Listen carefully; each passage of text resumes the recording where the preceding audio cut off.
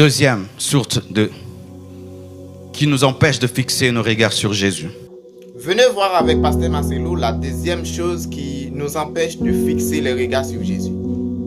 Alors je vous conseille de regarder toute la vidéo et n'oublie pas de t'abonner avec ce chaîne. Bonne audition. Deuxième source qui nous empêche de fixer nos regards sur Jésus. La fenêtre. Acte 20, verset 9.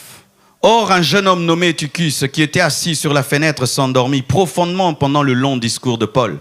Entraîné par le sommeil, il tomba du 3e étage en bas et il fut relevé mort.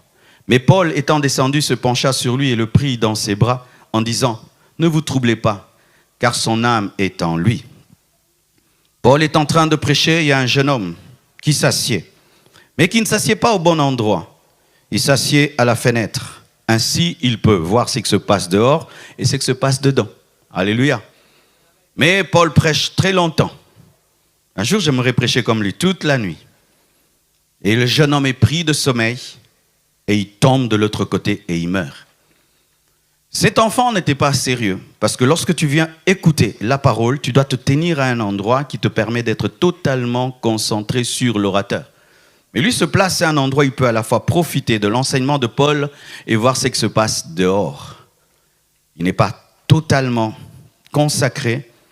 Il a une compromission en lui. Il aime à la fois Paul et il aime à la fois ce qui se passe dehors. C'est le symbole des enfants de Dieu qui aiment à la fois les choses de Dieu et qui aiment les choses du monde.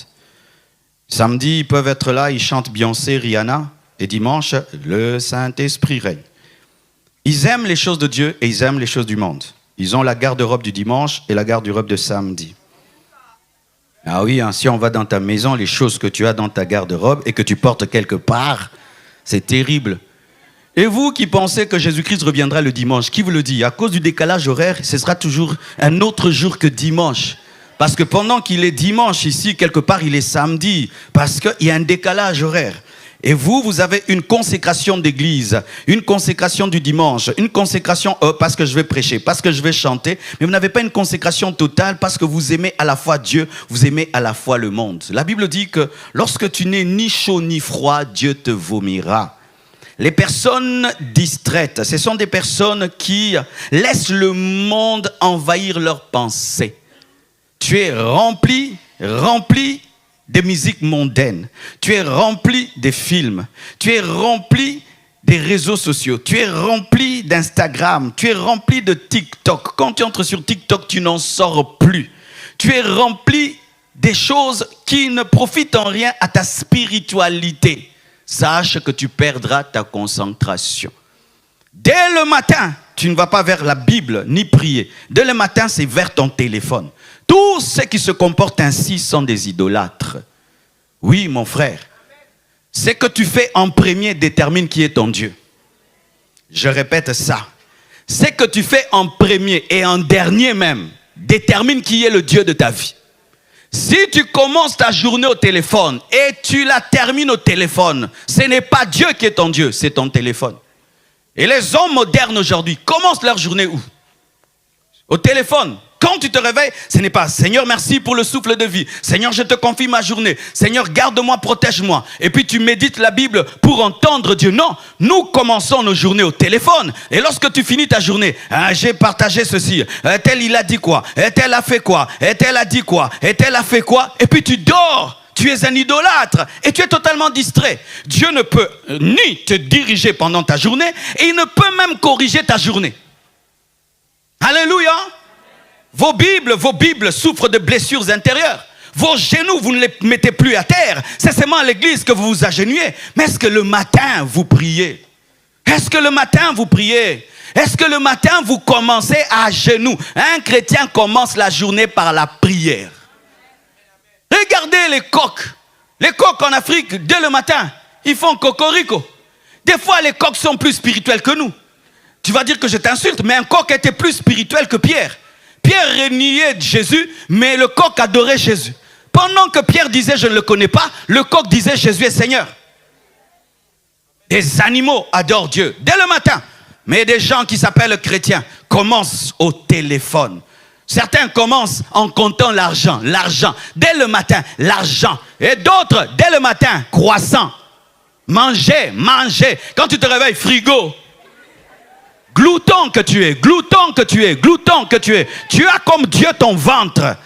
Le matin, on ne pense pas à son café d'abord. On ne pense pas à son croissant d'abord. On ne pense pas à son téléphone d'abord. On ne pense pas à l'argent d'abord. Mais on pense d'abord à Jésus. Car beaucoup de choses se passent la nuit. Tu pouvais mourir dans ton sommeil, mais Dieu t'a gardé. Il y a eu des combats spirituels, mais Dieu t'a protégé. Commencez à genoux. Commencez à genoux. Commencez à genoux.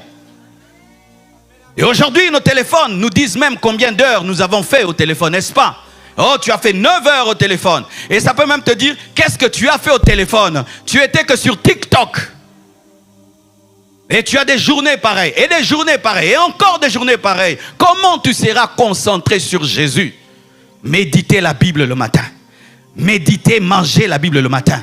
Avant de manger ton croissant, mange d'abord la Bible. Avant de manger une pomme, mange d'abord la Bible. Avant de parler aux hommes, parle d'abord à Dieu. Avant d'écouter les hommes, écoute d'abord Dieu. Avant d'écouter les informations, écoute d'abord les informations du ciel. Si vous ne faites pas ainsi, vous êtes des distraits. Vous êtes des distraits. Et si Dieu n'est pas le premier de ta journée, il ne sera pas dans ta journée. C'est comme ça que nous avons des journées naturelles. Tu finis une journée, il n'y a rien de spécial. Tu finis une journée, il n'y a rien d'extraordinaire. Parce que Dieu n'était pas au début. Quand on dit alpha et oméga, ce n'est pas venir ici dire alpha, oméga. Non, alpha, oméga, c'est le début de la journée, la fin de la journée. Car s'il est au commencement, il sera au milieu et il sera à la fin. Commencez avec Dieu. Commencez avec Dieu. Commencez avec Dieu. Même quand tu vas venir dimanche à l'église, tu dois prier d'abord avant de venir à l'église. On prie avant de venir à l'église. Certains disent, Dieu, je ne te parle pas. J'irai te parler à l'église. Mais que tu as déjà mangé le croissant à la maison, tu vas manger encore le croissant ici et tu vas manger encore le croissant. Mais quand tu sais que tu iras à l'église, je ne te parle pas, je ne te prie pas, je vais prier à l'église. Non! Nous ne prions pas à l'église. Nous prions Dieu tout le temps. C'est pourquoi nous prions aussi à l'église. Nous ne sommes pas des adorateurs du temple. Qui est le temple ou pas, qui est un culte ou pas, soit un homme de prière. Et tu qui c'est mort parce qu'il était distrait. Et tu qui c'est mort parce qu'il n'était pas entier. Et tu qui c'est mort parce qu'il avait un pied dans la chambre, un pied dehors. Et tu qui c'est mort parce qu'il n'avait pas une attention totale. Ces personnes qui viennent à l'église, il a une oreille vers la parole, une autre oreille qui va m'épouser ici. Mais oui, qui va me donner le boulot ici? Comment je vais faire ceci? Tu es là, mais tu n'es pas totalement là. Tu écoutes un peu la parole, tu regardes le voisin. Tu écoutes un peu la parole, tu regardes à gauche. Certains même, ils écoutent un peu la parole, ils critiquent un peu. Il écoute un peu la parole, il est au téléphone. J'étais dans une église, c'était terrible. Pendant qu'on prêche, ils sont sur Snapchat. Pendant qu'on prêche, ils sont sur WhatsApp. Ils sont en train de causer alors qu'ils sont au culte. Quelle malédiction, quel manque de respect. Quand on est à l'église, on éteint son téléphone. Alléluia. À moins que tu aies un travail qui te l'exige. Le respect pour Dieu. L'honneur pour Dieu. On écoute la parole, on mange un peu. On sort là-bas, on mange un peu. Non, non. Parce que s'il y a un roi, une autorité de ce monde, à un lieu, il faut voir comment les gens sont en carreau devant Donald Trump. Mais quand ils sont devant Dieu, ils se permettent n'importe quoi. Et ils disent c'est l'Europe. Non. L'Europe ne permet pas de pécher contre Dieu, de lui manquer le respect. J'étais quelque part, pendant que tu prêches, quelqu'un boit le kouka là-bas, et lui là-bas. J'ai dit non, c'est quoi ça? Oh non, dans notre pays c'est comme ça. Oui, mais dans la Bible c'est pas comme ça.